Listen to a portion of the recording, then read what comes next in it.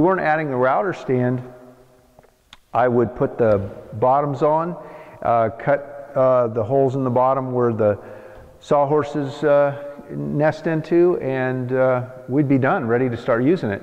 But since we're adding another feature to it, there'll be quite a bit more detail work, and we'll keep moving on with that. So what I've done is laid all of this out so that I figure out the widths and lengths of the 1/2 inch. I'm using scrap 1/2 inch fall off from making the bench, so that I'll be maximizing the usage of materials. So by getting this all laid out, figuring out the widths and lengths of each piece, I've got them all noted here, so I'll make a list, make those, then I'll be flipping these over and mounting them on the underside with glue and some pins, and then I'll be able to flip this back over, clamp the table together, and then using a router and a pattern bit be able to start making these cuts, so they'll be very, very precise. I cut the backing, and now I'm going to attach it to the underside, and there's not a lot of precision here. I made marks, I reached under and made X's to know about where they go, because I know I want to center them between the holes, and because I'm flipping the tops upside down, it's a good idea to mark them so you don't get confused because you're working off the opposite side.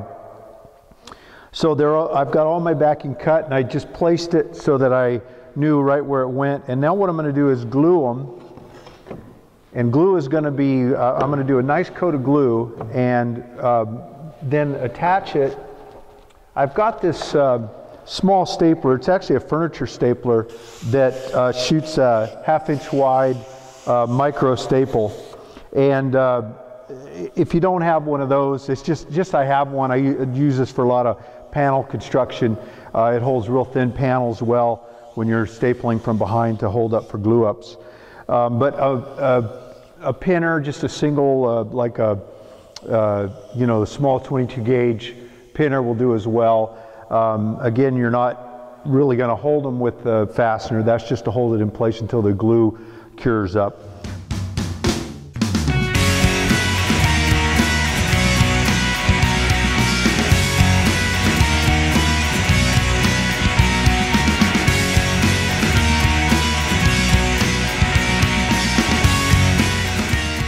I placed the staples to the outside edge. The glue's going to hold it well. The only reason that I'll be running the cutter from the top, cutting down into this, and this will just keep my blade from hitting these wires. But they are so small that even if the router blade did hit them, it wouldn't do any damage to the cutter. So now what I'm going to do is finish gluing the rest of these and attach them the exact same way.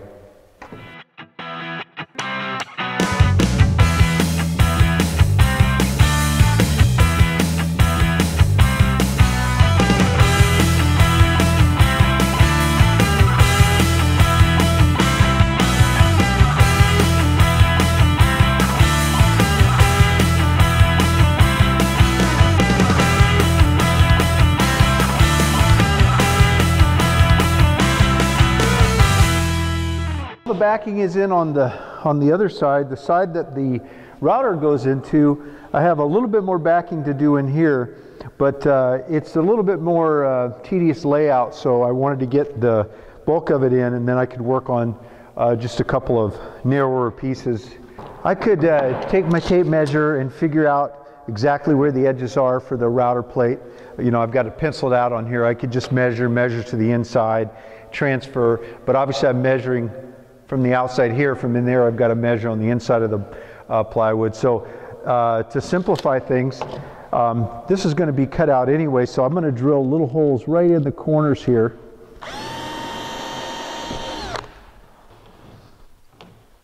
So I've got those holes I drilled, and I can see right where the plate will register in there.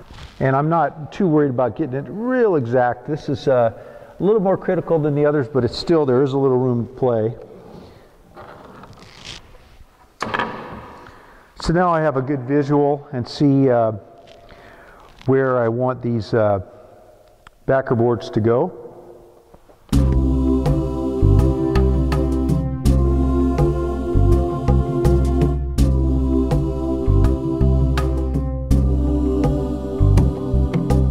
let it dry up, and then I'll be ready to start cutting the cutouts from the top.